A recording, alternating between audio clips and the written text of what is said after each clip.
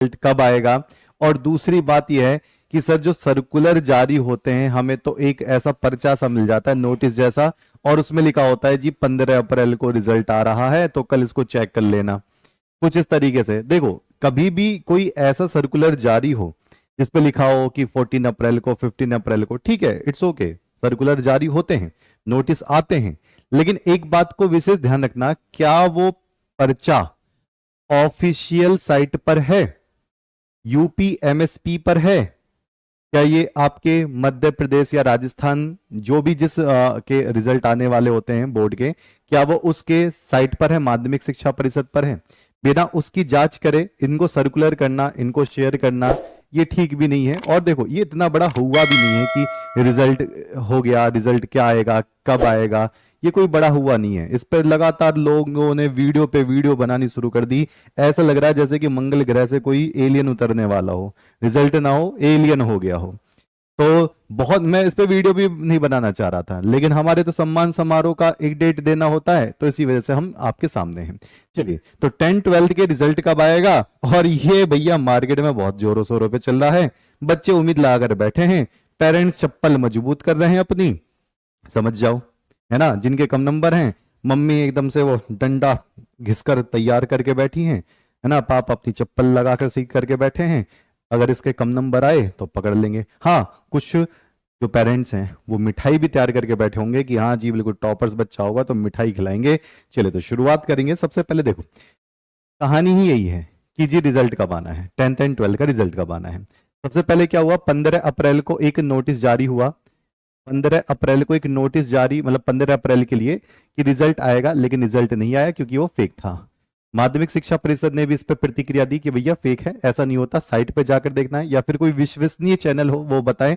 अब लोगों ने इस पर इतनी सारी वीडियो बना डाली, पता नहीं क्यों, बेवजह की बातें सीधा बोल देते फेक था 15 अप्रैल, ठीक है। अब आना कब है मैं पहले बता दे रहा हूं। देखो, अभी ऐसी कोई डेट दे नहीं रखी कि इस डेट में आएगा या इस डेट में आएगा। खासकर इन बोर्ड के जो बोर्ड होते हैं ना, ये सीधा बोलते हैं कि कल आएगा रिजल्ट, वो सीधा ये बोलते हैं कल आएगा या परसों आएगा, कभी ऐसे नहीं बोलते कि 10 दिन बाद रिजल्ट आएगा। ध्यान से सुनना, 2024 में जो 10th और 12th का जो रिजल्ट डेट आई थी वो आई थी 20 अप्रैल 2024, देख लो 20 अप्रैल।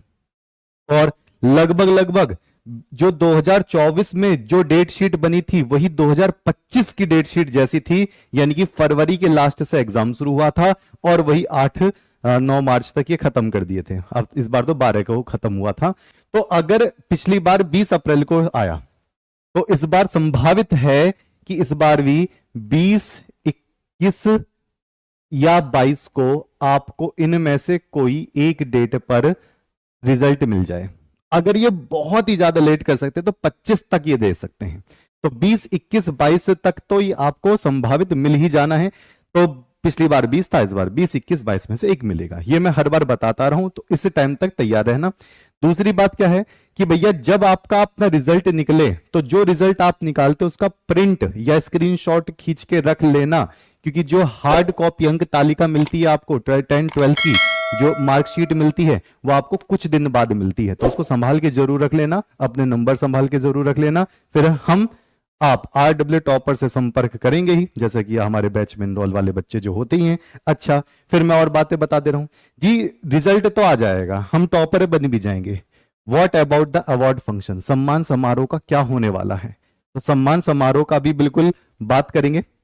देखो, उससे पहले मैं बात बता दे रहा हूं, 10th में जो पास्ट स्टूडेंट थे 2024 में, सारा रिजल्ट का पहले बता दे रहा हूं, फिर सम्मान समारोह का बता दे रहा हूं कैसे कैसे होने वाला है। देखो भैया, टोटल बच्चों ने पेपर दिए ये वाले, देख लो, ये टोटल रजिस्ट्रेशन है, पेपर देने वाले, पेपर के लिए फॉर्म भरे उन्होंने इतने, भैया हो बहुत ज्यादा, तो 29,99,507। अटेम्प्ट एग्जाम कितने बच्चों ने पेपर दिया? 27 लाख बच्चों ने पेपर दिया। मोटा मोटा देखें तो 2.5 लाख के आसपास बच्चों ने पेपर छोड़े। 27 लाख बच्चे भैया 2024 में बैठे थे, 10th वाली बात बता रहा हूं। और एग्जाम कितनों ने पास किया, मेन मुद्दा यह है। तो इस बार 2025 में कैसा होगा मैं उसका भी बताऊंगा। 24,62,000, मोटे मोटे तौर पे देखें ना तो करीबन करीबन 2,80,000 के आसपास, मोटे मोटे तौर पे देखें, इतने बच्चे फेल हो गए।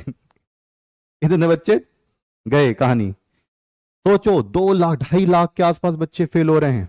ये 2024 का डेटा है, यानी कि 2 लाख प्लस बच्चे फेल। तो क्या इस बार 2025 में ऐसा होगा?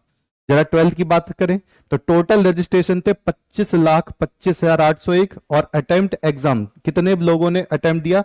तो 24,50,50,000 के आसपास, करीबन करीबन करीबन करीबन देखो, मोटा मोटा 1 लाख कुछ के आसपास बच्चों ने एग्जाम छोड़ा।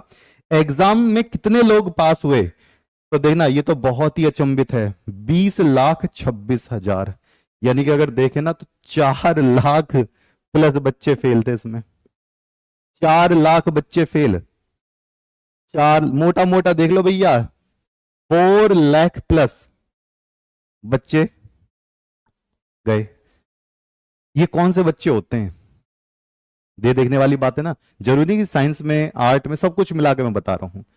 तो सर 2025 में कैसे होगा? कॉपी हार्ड चेक हुई थी या कैसे चेक हुई थी? तो देखो 2025 में और 24 में जो पेपर का जो लेवल था ना, वो डिफरेंस में नहीं था, लगभग लगभग एक जैसा बना था। अगर मैं किसी सेट के 3-4 क्वेश्चंस की बात करूं तो वो तो सब में इधर उधर होते ही है, लेकिन पेपर का लेवल वैसा का वैसे ही था।